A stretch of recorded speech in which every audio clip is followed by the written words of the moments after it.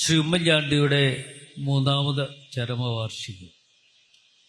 ഈ ദിനം ഇന്ന് കേരള പ്രദേശ് കോൺഗ്രസ് കമ്മിറ്റി ആചരിക്കപ്പെടുകയാണ്. അദ്ദേഹത്തിൻ്റെ പാവന സ്മരണയ്ക്ക് മുമ്പിൽ ഞാൻ എൻ്റെ ശിരസ് നമിക്കുകയാണ്. അദ്ദേഹത്തെ സംബന്ധിച്ചിടത്തോളം ഒട്ടനവധി കാര്യങ്ങൾ നിങ്ങളുടെ മുമ്പിൽ പറയുവാനുണ്ട് എന്ന് ഈ അവസരത്തിൽ പറയാതിരിക്കാൻ പറ്റില്ല. കേരളത്തിൻ്റെ മുഖ്യമന്ത്രിയായി 2 തവണ അദ്ദേഹം ചുമതല ഏറ്റെടുത്തപ്പോഴും അദ്ദേഹത്തോടൊപ്പം മന്ത്രിയായി പ്രവർത്തിക്കുവാനുള്ള ഒരു വലിയ ഭാഗ്യം എന്നെ സംബന്ധിച്ചിടത്തോളം ലഭിച്ചിട്ടുണ്ട്. ആ മന്ത്രിയായി സേവനം നടത്തുവാനുള്ളൊരു മഹാഭാഗ്യം ശ്രീ ഉമ്മൻചാണ്ടി നൽകിയപ്പോൾ അത് അക്ഷരാർത്ഥത്തിൽ അദ്ദേഹം ഏൽപ്പിച്ച ഉത്തരവാദിത്തങ്ങൾ, ചുമതലകൾ അത് നിറവേറ്റപ്പെടുവാൻ വേണ്ടിയുള്ള ഏർപ്പാടുകൾ ഉണ്ടാക്കിയാണ് മുമ്പോട്ട് പോയത്. ഞാനിപ്പോഴും ഓർക്കുന്ന ഒരു കാര്യം, 2011 ആരോഗ്യ വകുപ്പിൻ്റെ ചുമതല വഹിക്കുന്ന അവസരത്തിൽ ഇവിടെ വിവിധ മെഡിക്കൽ കോളേജ് മാനേജ്മെൻറ്റുമായി ബന്ധപ്പെട്ടുകൊണ്ട് പല ചർച്ചകളും നടന്നുകൊണ്ടിരിക്കുന്ന അവസരത്തിൽ അന്ന് ആരോഗ്യ വകുപ്പ് മന്ത്രി എന്നുള്ള നിലയിൽ അദ്ദേഹവുമായി ഒരു ചർച്ചയിൽ പങ്കെടുത്ത കാര്യം ഞാനിപ്പോഴും ഓർത്തു പോവുകയാണ്. ബഹുമാനായ ഓണക്കൂർ സാർ ഇവിടെ ഇരിക്കുന്നു. ഇന്നലെയും അക്കാര്യങ്ങൾ അദ്ദേഹം അവിടെ സ്മരിച്ചതാണ്. അതായത് കിളിമാനൂർ നടന്നൊരു യോഗത്തിൽ വെച്ച് ഓണക്കൂർ സാറ് ഇക്കാര്യം സ്മരിച്ചത് ഞാനിപ്പോഴും ഓർക്കുന്നു.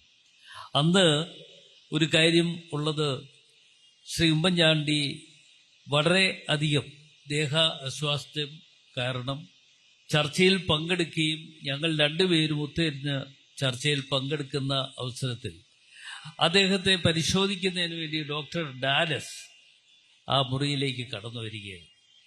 ആ മുറിയിലേക്ക് കടന്നു വരുമ്പോൾ അദ്ദേഹം എന്നോട് പറഞ്ഞു, ചർച്ച നയിച്ചു, തീരുമാനങ്ങൾ എടുത്തോ എന്ന് പറഞ്ഞ് അദ്ദേഹത്തിൻ്റെ മറ്റ് പ്രൈവറ്റ് മുറിയിലേക്ക് കയറിപ്പോയി. ഏതാണ്ട് ഒരു 5 മിനിറ്റ് കഴിഞ്ഞപ്പോൾ ഡോക്ടർ ഡാലസ് അകത്ത് കയറി പരിശോധന നടത്തിയതിന് ശേഷം അവിടെ നിന്നുകൊണ്ട് എന്നെ വിളിക്കുകയാണ്. എന്നെ വിളിച്ചിട്ട് പെട്ടെന്ന് വരാൻ പറഞ്ഞു. ഞാൻ ഓടി അവിടെ ചെല്ലുന്ന അവസരത്തിൽ ശ്രീ ഉമ്മൻചാണ്ടി യാതൊരു ബോധവും ഇല്ലാതെ അവിടെ കിടക്കുകയാണ്. സത്യത്തിൽ ഞാനും വിഷമിച്ചു പോയി. മുഖ്യമന്ത്രിയുടെ മുറിയാണ്, ഓഫീസാണ്.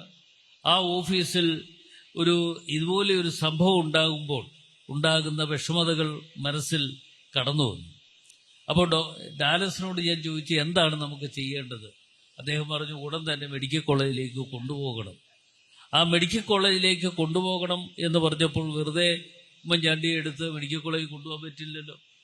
ഉടൻ തന്നെ ആംബുലൻസ് വിളിച്ചു വരുത്തി അതിൽ കയറ്റി തിരുവനന്തപുരം മെഡിക്കൽ കോളേജിൽ എത്തിച്ചു. തിരുവനന്തപുരം മെഡിക്കൽ കോളേജിൽ എത്തിക്കുന്ന അവസരത്തിൽ ഡോക്ടർ ഡാലസും അതുപോലെ അവിടെ പരിശോധന നടത്തിയ ഡോക്ടർമാരും പറഞ്ഞു, ചെറിയ വേരിയേഷൻസ് ഉണ്ട്, അതുകൊണ്ട് ICUയിൽ കിടത്തേണ്ടതായി വരും. അപ്പോൾ ആരോഗ്യവകുപ്പ് മന്ത്രി എന്നുള്ള നിലയിൽ ഞാനും ഒരു നിർദ്ദേശം കൊടുത്തു, ആരെയും പ്രവേശിപ്പിക്കണ്ട, വീട്ടുകാരെ മാത്രം അവിടെ പ്രവേശിപ്പിച്ചാൽ മതി. അതാണ് ഇന്നലെ ഓണക്കൂർ സാർ ഒന്ന് ഓർത്തത്. അദ്ദേഹം പറഞ്ഞു, അദ്ദേഹം അവിടെ ചെന്നപ്പോൾ കാണാൻ കഴിഞ്ഞില്ല. അദ്ദേഹം മടങ്ങിപ്പോവാൻ തുടങ്ങുന്ന അവസരത്തിൽ അദ്ദേഹത്തിൻ്റെ ഭാര്യ വിളിച്ചിട്ട്, എവിടെ മടങ്ങിപ്പോവുകയാണോ എന്ന് ചോദിച്ച് വിളിച്ച് അകത്ത് കയറ്റിയ കാര്യത്തെക്കുറിച്ചൊരു ചരിത്രം അദ്ദേഹം പറയുകയുണ്ടായി. ശ്രീ ഉമ്മൻചാണ്ടിയെ സംബന്ധിച്ചിടത്തോളം സമൂഹത്തിൽ നമ്മുടെ കേരളത്തിലെ ജനങ്ങളോടൊപ്പം ജീവിച്ച ഒരു വ്യക്തിയാണ് അദ്ദേഹം. ആ വ്യക്തി എന്നുള്ള നിലയിൽ അദ്ദേഹം ജീവിച്ചത് ജാതിയുടെ പേരിലോ മതത്തിന്റെ പേരിലോ രാഷ്ട്രീയത്തിന്റെ പേരിലോ വേർതിരിവില്ലാതെ എല്ലാവരെയും ഒരുമയോടുകൂടി കണ്ടുകൊണ്ട് മുമ്പോട്ട് പോയ ഒരു വ്യക്തിയാണ് എന്ന് പറയേണ്ടതായിട്ടുണ്ട്. അദ്ദേഹത്തിന്റെ ഓരോ പ്രവർത്തനങ്ങളും എന്നും എക്കാലവും ഓർമ്മിക്കുവാൻ കഴിയുന്ന തരങ്ങളിലേക്ക് നമുക്ക് കണ്ടെത്തുവാൻ കഴിയും. അദ്ദേഹത്തിന്റെ ജനസമ്പർക്ക പരിപാടി അതുപോലെ നടത്തിയിട്ടുള്ള ഓരോ പരിപാടിയും എടുത്ത് പരിശോധിച്ചാൽ അത് കൃത്യമായി നമുക്കൊക്കെ മനസ്സിലാക്കാൻ കഴിയുന്ന കാര്യങ്ങളാണ്.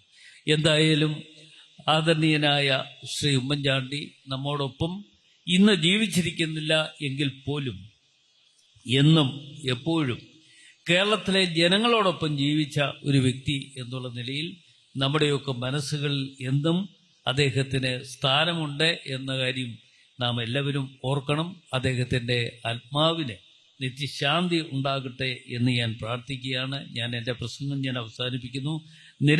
അനവധി നേതാക്കന്മാർ ഇവിടെ സംസാരിക്കാനുണ്ട് എന്നുള്ളത് കൊണ്ട് ഞാൻ എൻ്റെ പ്രസംഗം അവസാനിപ്പിക്കുന്നു. നിങ്ങൾക്കെല്ലാവർക്കും എല്ലാ നന്മകളും ഈശ്വര അനുഗ്രഹവും ഉണ്ടാകട്ടെ എന്ന പ്രാർത്ഥനയോടുകൂടി എൻ്റെ ചെറിയ വാക്കുകൾ നിർത്തട്ടെ.